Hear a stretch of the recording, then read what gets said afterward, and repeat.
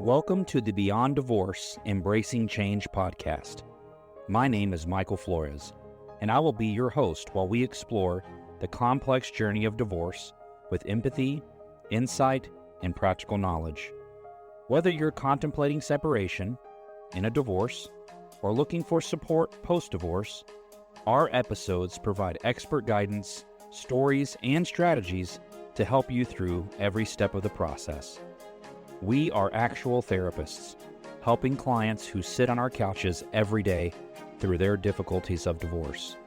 You are not alone. Join us as we delve in and find solutions that give you hope again. We're glad you're here. This podcast is not intended to replace legal or personal help. This podcast is for informational purposes only. Well, good day, everyone. Thank you for being here. I'm here with Arrianna. And Arrianna, you moderated one recently, didn't you? I did. What did you think? It was a lot of fun being in the other seat, I think. Just getting to ask the questions and converse in a different way. Maybe I'll come back. Maybe I'll get to do it again. Oh, well, there's no maybe. There's no doubt that it's going to come up at some point. I was just really impressed how you guys jumped in there and got it done. And I did listen to the episode. I found that your moderation skills, you put some humor in there. That was probably helpful to the listeners. I'm not that funny, but you did some things that I was really impressed with. And I was like, man, you didn't even get any guidance on that. You went for it. And I appreciate you allowing you, the person, to show up in the podcast. Like, he was so authentic, you could tell. And I appreciate that, Arrianna. And thanks for stepping in and doing that. I know it is a task, and it can be a little bit frightening, but phenomenal job, and I want to thank you for doing that. Listeners, you got a treat if you got to hear the episode with Arrianna and Jen and listening to her moderate. And so, Arrianna, I want you to bring that to this too. Like, feel free to throw stuff at me, and we'll just keep going back and forth on this deal. It'll be fun. Let's do it. This particular topic, when you thought of this topic, what was your best hope for the listeners on this particular topic?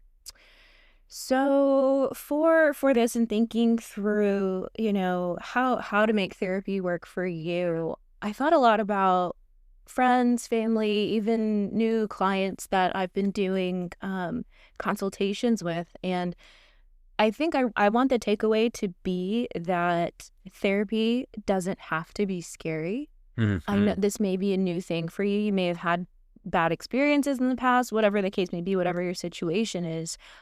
But there is a fit, and you can find that fit or make that fit for you. And so I hope that some of the topics that we talk about today, some of the things that we get into, will help you just a little bit as you start this journey. Yeah, I think the hesitation I've seen with some people is they see it as a big investment to something that may not work. Mm-hmm. And what I find interesting is it's almost like kind of a weird way to do this, but like if you take a lot of times we're talking to people that have probably children and divorce. When you take your kids to play a sport, the kid's only going to get as good as they put into it. Mm-hmm. And I think therapy is very similar. Absolutely. I think that if the client comes in invested into putting something into it, you're going to get a lot out of it. Mm-hmm. And this doesn't mean that if you're coming to therapy with your co-parent who you feel like is not putting anything into it, or the kid or whoever, that you still can't get something out of it because you're putting something into it, right? So in systems ideas we'll use systems theory. When one part of the system changes, the whole system changes, right? So even if you yourself come in and put something into the process, you're going to have some type of impact on the system. Mm-hmm. Would you agree? Yeah. So let's start with that first part, which is starting with yourself. What does that mean when it comes to finding the therapist, getting involved in therapy, with divorce? What does it mean to start with yourself? What are you thinking there? Well, whether this is you as an individual, or you looking for services for your kiddo, or even, co-parenting counseling, maybe you're not at a divorce and you're doing marriage counseling, whatever that journey looks like for you in this, it's really being introspective, really looking within and asking yourself, where am I at right now? Mm-hmm. What am I wanting help with? What could be better for me in my life? And how, if I am going to, like you said, you mentioned, therapy being an investment, right? Whether that is taking time out of work to go to your appointments, whether that is the financial investment of it, the emotional investment of it. How can you make that time feel useful? What is it that you're hoping to see, experience, notice? And, this is kind of one of the questions that I know we ask a lot for our clients. Like, what are your best hopes? Yeah, I just did that today. What are your best hopes for therapy? What are you looking to get out of this? Yeah. And so kind of with that, it's really, you get to decide the amount of effort, the honesty that you're giving to yourself, to the therapist. So what would you say to a person who wants to seek out therapy, but doesn't really know either what they want or what they need? They just know where they are is not where they want to be. Mm-hmm. What should that person come to see a therapist if they're not certain? If I was to ask, what are your best hopes? And they go, I don't really know. I just know I don't like what I have. Yeah. I think that's where, the therapist comes in and helps explore that with you. A lot of times we're not we go to the day-to-day, we do the monotony, maybe the chores, the things that are bringing us down, the things that are just kind of isolating us. And so maybe we haven't been given the chance to ask, what could be better? What do I want to do? I noticed that a lot. I used to work in the schools, and helping kiddos plan for their future and what they want to be when they grow up and all of that. And what I had found is, a lot of times those kiddos see what their parents are doing, what their community is doing, and never even thought that they could dream to be in a better place, to do different, to build differently for themselves. So yeah, you might not even know. You might not even know what it could look like once you're working through this healing journey for yourself. The only limit to progress is your imagination. Mm-hmm. I think that's the only limit to anything that you're looking for is imagination, because everything begins as a thought. I mean, it's funny. I told a kid this once in a session. We were just talking about that kind of a same idea, like what could it become? What could it look like? And those things. And I said, isn't it weird to think when you look out, when you look at anything that was built or created by man, right, or by humankind, you think to yourself, it exists because someone imagined it first. Then they went and built it. Mm-hmm. And now we use it, whether it's a vehicle, a home, a plane, a boat. That was non-existent, and it became in existence because someone imagined it. Michael, that's why I love working with children so much, because they're still in that state where anything is possible.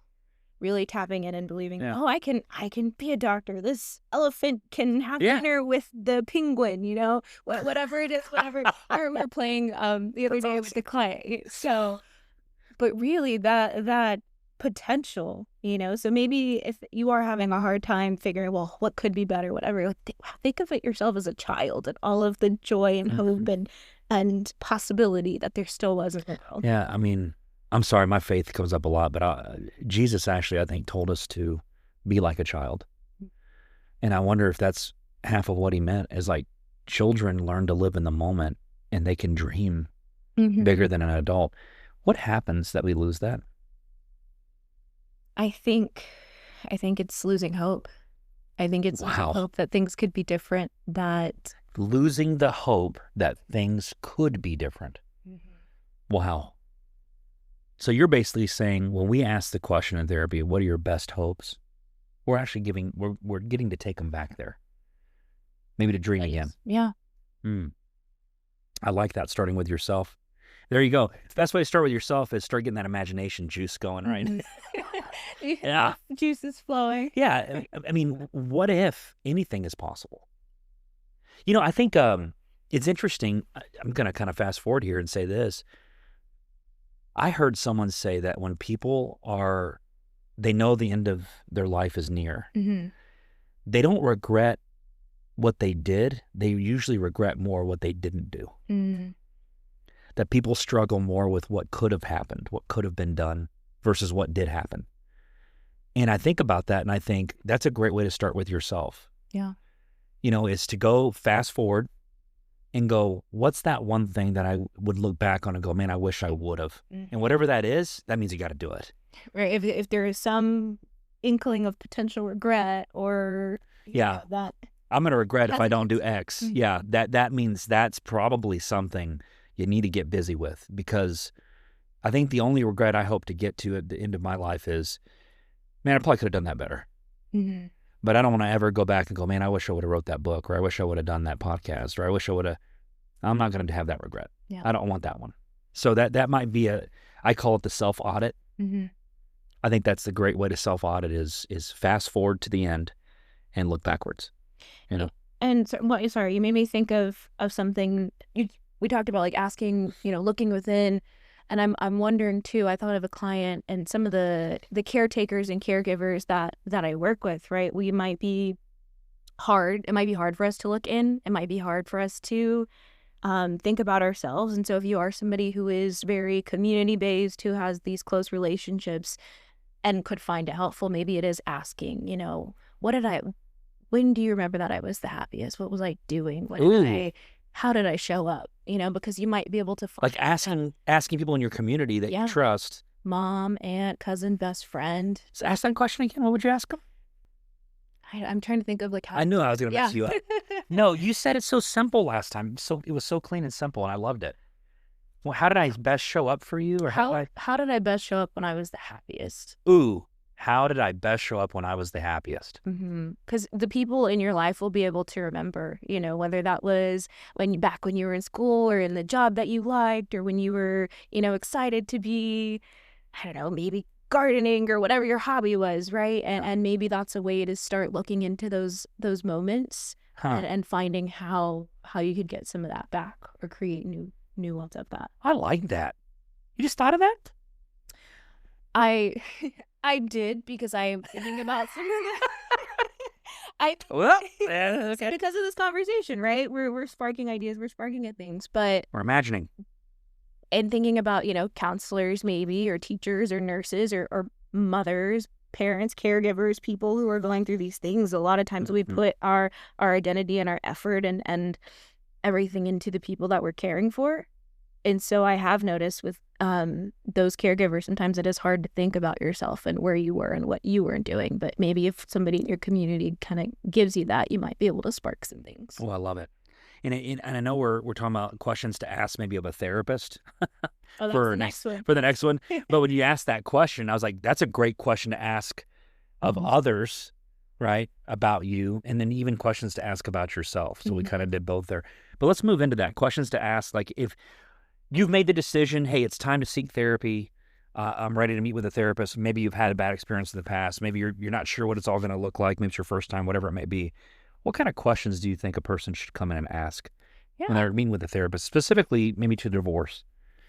Yeah. So whether this is an initial session, or maybe if the therapist you're looking at provides, the ability to do a quick consult call, just questions to ask to make sure that you understand exactly what it is that you are getting into and what that process looks like. So it could be asking, what is your therapeutic approach?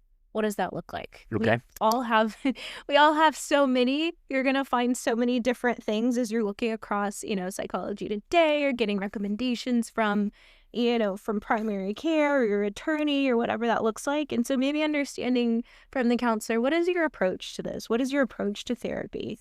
What are typically, the clients that you work with? Are you working with kiddos? Are you working with families? Do you have experience with families who are maybe high conflict or working through, court things? And what do those typical sessions look like? Sometimes it may be talk therapy. Yeah. Sometimes it may be creative expression. It may be art. It may be play if we're working with clientele that need that. And so really understanding what that could look like, because it can be tailored to your need and what would be helpful for you. Yeah. Would you encourage them to, I don't know if this would be a question or more, that going back to that self-audit, but encourage them to really kind of think about what that goal is that they're hoping to accomplish and be clear on that? Yeah, I think that would inform that. I think that would also help inform your questions. Or maybe if, a therapist does come back and say, oh, I only work in this way and this is my theory and these are the techniques, right? Does that align with what I'm hoping for myself? Yep. I think some of the best questions I've ever been asked by clients, some were kids, some were adults, but the best questions I've ever been asked is how do you know that we're making progress? Like they asked me, how would I know? And my answer was always it's collaborative. I mean, I can see one thing and think it looks one way, but until we collaborate on, that. I only knowing from one perspective makes sense. But that's a great question. Like, what does progress look like? And how we know that, we're making progress. I think I kind of worry now that someone might have used it in a manipulative way. Is like, I want to know what you need to see me do different so that I can check the box and you can think, hey, I'm making progress. Yeah, that's a possibility, I guess, but that's my cynical brain going at it. And I do want to speak to that and real quickly before we do get to that, in progress of being collaborative and therapy being collaborative by nature, as a counselor, we are relying on what you are bringing to us in that session. And we may only see you for 50 minutes every 2 weeks, once a month. Mm-hmm. And so really, it is bringing your truth, your honesty to that session, because that is the only thing that we can see. So if you're going into a session and everything's great, everything's fine, it's going better, and you're lying to us, or maybe even yourself in that, there's not much that we can do if that's kind of what's being brought to session. Yeah, there's the way it looks and there's what we say, the way it seems and the way it is. Mm-hmm. And the more that you help us understand what is, the more helpful we can be to you than what it may seem or what you think it, what you want us to hear. I always tell people love to tell me what I want to hear versus letting me see what I need to know. Yeah. And I think that, I can only be as effective as the collaborative part. And I'm not saying I've never been effective when I had an uncollaborative parent or someone who wasn't. I still think I can still be impactful, but I'm always impactful with the party that typically is like, I need this to work, or I want this to move. That's the party I seem to work with well. And there's flexibility built onto it. And like you said, it is truly a collaborative effort. I mean, therapy is meant to be collaborative.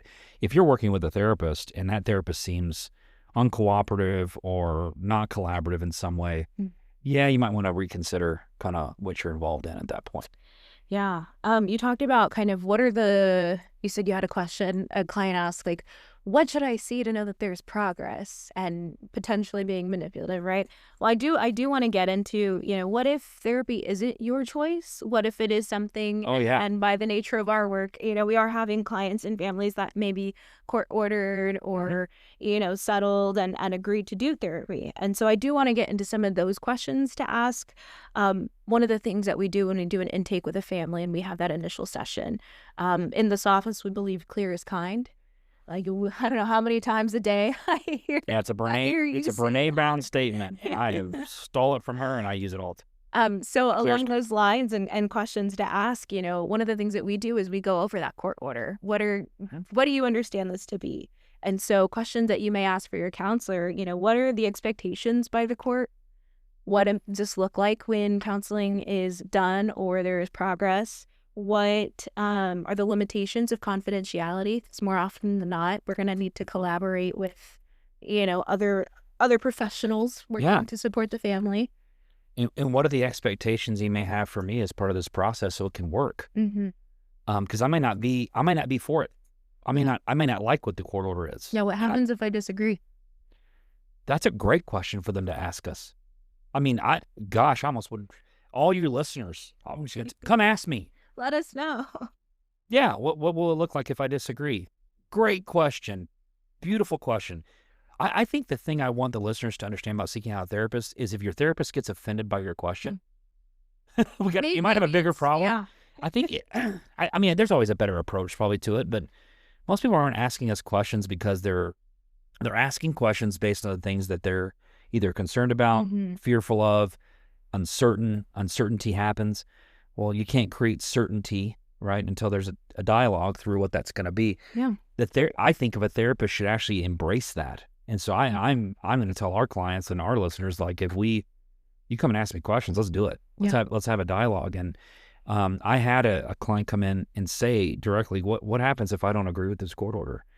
And I said, man, I'm so glad you said that. Which part of the order do you not agree with? Because I didn't know if it was the whole thing or a part of it. And it was specific to the section with counseling. Okay. And I said, so who have you talked to about your disagreement? And well, I told my attorney, but it didn't matter. The judge ordered. And I said, okay. I said, so then I have a question on that is, how can we still make this work knowing that you're in disagreement? Because I need you to collaborate with me, right? It's collaborative. And so we got through it and it ended up going okay. It doesn't mean they still agreed to it or didn't like it or whatever, but as we made progress, we talked together. What I appreciated about that client particularly is they would do check-ins with me Like if they ran into an issue, they felt they could come talk to me about it. Sounds like you created that. I want to create that. Yeah. Yeah, like it's okay. Like I don't need you to agree with me. Actually, I do better work when you don't sometimes. Yep. Like if you just agree with everything I'm doing, at some point I'm just like, you really agree with every single thing, that especially this court order, right? So I think it's great. A great way to say is ask the questions that where you're in opposition. If opposition exists, ask about those things. Is that what I'm hearing? Yeah. For court order people? Yes. What about non-court ordered? What if there's just an opposition to your paperwork? I don't like your informed consent. There's something in here that makes me feel a little unsettled. What should they do in that situation? Well, I think it's the same thing. Have a dialogue about it with the counselor. And if at that point y'all can't reach an agreement or you don't fully understand, then maybe that is not the fit for you and maybe there is another one. And also maybe as you're doing this, as you're interviewing counselors, because I do, recommend if it doesn't feel good with that counselor and you want to try another one, maybe you learn that is actually just the standard for counseling.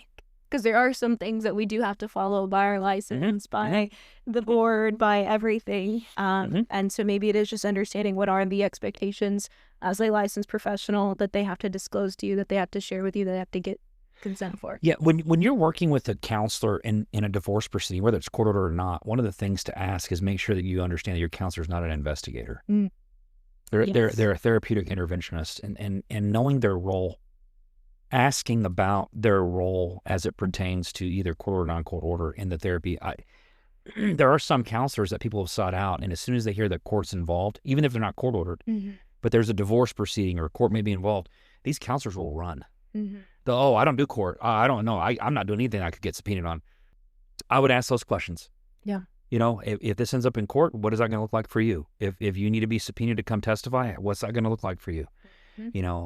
Because some therapists, they don't do it. You know what I mean? So I think those are good questions too. Yeah. Ask about procedure. So let me break this down. Method, what's your therapeutic approach? Procedure. Do we ask about progress? Yeah. Yeah. Kind of what progress is or what it looks like. Yep. And then what other questions do you think? Obviously the consent. Ask about your consent if you have any kind of issues within the consent that you're looking at. Go and ask your questions. Ask about opposition. Yes. If you're opposed to something, ask. Where do you disagree with me on that? I think that about covers. Did we get it? Everything that we talked about, yeah. All right, listeners, I'm trying to make it easier for their ears. I know, kind of got on a ramble there on that. No, because it's important. I think that's an important topic, and it can go a lot of different directions. But I've been asked, and you will too. You'll get asked good questions by clients. I welcome it. Oh, absolutely. Therapists should welcome it. They should. So if they're gonna find a good fit, I like that. Good fit. It's a good fit. What is a good fit, and how will they know? Yeah. A good fit is going to be a place, a space within counseling that you feel safe, that you Describe safe, though. I want to make sure that the listeners understand what that means. Well, it's interchangeable for some people, that word. It is, and I think I refer to it as, Michael, we talked about honesty and what you're bringing to the session. Yep. And if you are in a therapeutic space in which you can bring the honesty, your authentic self, then I would describe that as safe. If you find yourself coming to session and you're holding back and you're not sharing everything, or you're giving the version that you think the counselor wants to hear, then you're not putting in the full effort and you're not making the most of what it is. That's not going to help in your healing. And so if you are choosing a counselor and that you do not feel safe in a space where you can bring your authentic self, then maybe it's not a good fit. And then the challenge I have for the client in that is the unsafe feeling or the unsettling feeling. I'll use unsettling feeling that you have. Is that a you thing, a fear that you have within yourself, or is that something a counselor has created? And if the counselor's created that in some way, I think you can still tell the counselor what's been created without having to go into vulnerability. You can say things like, I'm worried about sharing information and being completely, transparent with you. I'm worried how that could get used against me, or how you might perceive me in some way. I don't think a counselor's goal should be to penalize you for being that clear with them. I think they should just be like, well, help me understand what it is that you're concerned about. And provide that feedback. We welcome that feedback. We were in a session together the other day, and the client, we summarized for the client, and the client said, no, that's not what I said. And that helped clear up so much for us, because I'll say me, I misunderstood what they said. That clarity that client provided allowed us to go in the right direction. Yeah, and what difference did that make by the end of that session as a result of that? Yeah, that client was much more open and, giving us the feedback. Wait a second, this is what's happening. Yep. This is where I'm at. And so that collaboration was there. I would believe that safety was felt there. Yeah, I think a good fit might be something where you consider what I call the seesaw effect. It's where you're both, when you're on a seesaw, you both have to do something for the seesaw to move. If one's just sitting there as dead weight, that thing's not going to be any fun for either of you, because one of you's going to be like this, and the other one's not going to tilt the other side. So the seesaw effect is really like we're both giving something to the process, right? So the therapist is coming in going, where can I help, and how can I serve, and what are your goals? And you're coming to the process going, here's the real me. Here's the vulnerable person that I am, and here's the fears that I have, and here's the concerns. And the therapist goes, I'm so glad you shared that with me. How can we make that blah, blah, blah, blah. And next thing you know, you're starting to progress because we're having a true vulnerable conversation, right? Where neither one of us is hurting the other one. Yeah. We're only interested in how do we go from A to B and what's in the best interest of, because everyone uses that word different too, what's in the best interest of the kid. Best interest, let me clear that up real quick. Best interest is what does the kid need, not what does everybody want. I'm going to be real clear on that. Yeah, can you say more about that with a specific maybe? Oh, you a moderate. I like this. What would you like me to say about this? What would you like me to elaborate on? Best interest is what the kid needs, not what everybody wants. When we have a court order for reunification, and maybe one's for it, one's against it, and what does the kid need? So when we as therapists are working with families, we have to create therapeutic impressions, right? So things that we see in the family system or the dynamics that may be impeding what the child actually needs and will grow from in a healthy state. Parents have different ideas. They'll always use the interchangeable word best interest. But until we ask what that is, and that's what I think therapists should do, is like, well, I just want the best interest. Define that for me.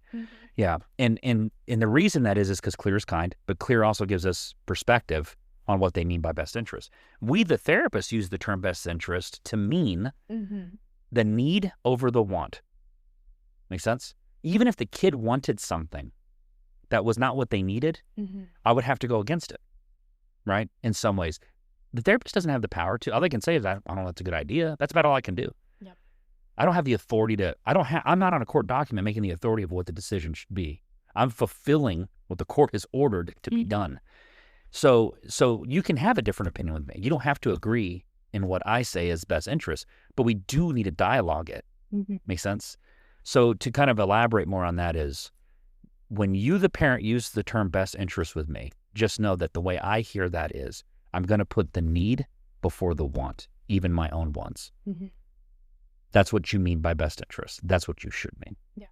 Now, how much more do you need from that? Or is that pretty clear? Oh, I think that makes sense. I'm thinking of parents and kiddos who say that. Like then it might be creating different dynamics, but yes, what the kid needs, not necessarily what you want them or what you want them to need. And so different. That's right. And going back to a good fit therapist is a therapist who is putting that need before their wants, even the clinicians want. Oh, I'm so glad you said that, Michael, because I think one of the things that, and I want to say, listeners, is you are entering into the therapeutic process, right? I think there is a natural, potentially natural, feeling of maybe inferiority, superiority between, counselor and you coming in a vulnerable state, maybe seeking help, seeking services. And so to your point, sorry, before I get lost, your point of the counselor's want, right? Like, this is your process, this is your time, this is your healing space. And so please don't ever feel like you have to fulfill the counselor's want. Like, that should never be in question. They should be there to help you get your goals, your needs, your wants. And if you feel like you're in a space to where you're being talked down to, or you need to, follow a certain type of way, please have a dialogue with them about it. Please let them know. Please advocate for yourself and maybe misunderstandings or things that you maybe feel unsafe about or you have questions about. Please ask the counselor that. Please talk to them. And there's a difference when you, the client, or even the therapist is challenging you versus collaborating with you. Yes. And how you know the difference is when you're trying to prove a point to the other person, that's a challenge. In my opinion, it should be more of a help me understand, help me know what would make this better. How do we get here? When you're dialoguing that way, you're trying to solve the issue, right? Not challenge one. And I think too, one of the things, because therapy will be challenging, right? It's growth. It is. Yeah, it It's is. going to be uncomfortable. It's going to be a little uncomfy because you have to grow, you have to change. But in challenging, it's challenging without shame. If you are ever in a situation where you are feeling that the therapist is causing you shame, or you're feeling, less than for having this trouble, for not understanding this piece, then that might be a flag to consider as it relates to whether this is a good fit. Yeah. Yeah, I think the other thing with good fit is just being careful trying to use a therapist like a like a person to confirm your place. The place that needs to be confirmed is, remember, what the kid needs, not what anybody wants. And the therapist isn't here to pick a side. The goal of their work is neutrality. If you feel or sense that the therapist is being non-neutral, please bring it to their attention. Not with a challenge, but with a curiosity. And if the therapist isn't interested in engaging in that dialogue, that curious dialogue with you, or trying to help, co-collaborate with you in solutions, you might not have a good fit. And that sometimes can happen, right? And I've not been a good fit for everybody. Yeah. I mean, just 100% honest. And I've been a great fit for some, but one didn't feel I was a good fit. I've had that too. And speaking from own personal experience, I would much rather have somebody come and say, this isn't working out, I'm looking for different services, maybe there's a better fit somewhere else, sure, than to keep coming up into my office and being upset and being afraid and being, stunting their growth. I would much rather you let me know and find where your fit is. And allow me, the therapist, to be able to say, is this really a you thing or is this an us thing? Let me do that with you too, because that challenge I'm giving you, in a sense, not the challenge we were talking about earlier, but that little bit of press that I'm doing is really getting us to go, let's go full circle here and make sure we're not missing something. Because the last thing you want to do is, because I've had parents who don't feel like I'm a good fit. The kid loves me. The parent doesn't like me.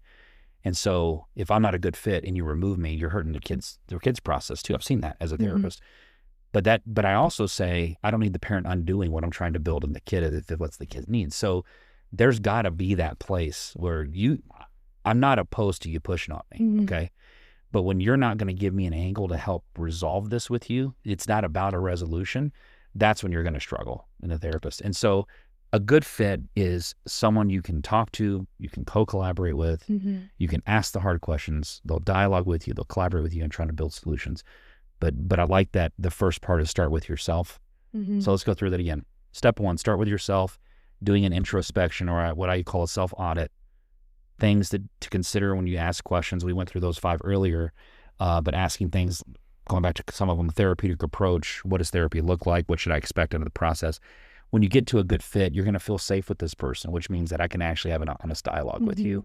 And then you're going to have clear expectations. Correct. You're going to be treated with respect. That's right. And remembering that there will be parts of it that will be uncomfortable, and it needs to feel like a challenge without shame, right? But there will be challenges in the therapeutic process. I love that you said that. And so was there anything else, Arrianna, that you wanted to say that you didn't get to say? I may have missed. Yeah, I think, it's really, listeners, as you were starting this journey, and, we might have talked about a lot of things, and I think there's some good ones in here that you can hopefully take away. But therapy is a relationship between you and the counselor, and the fit matters, but the effort that you put in it matters so much more, and what you're trying to take away from it. You're ending this one. I like that.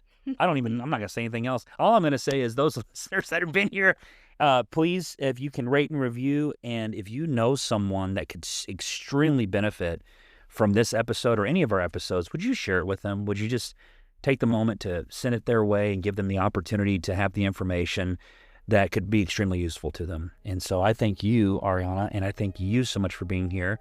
And as we always say, keep moving forward.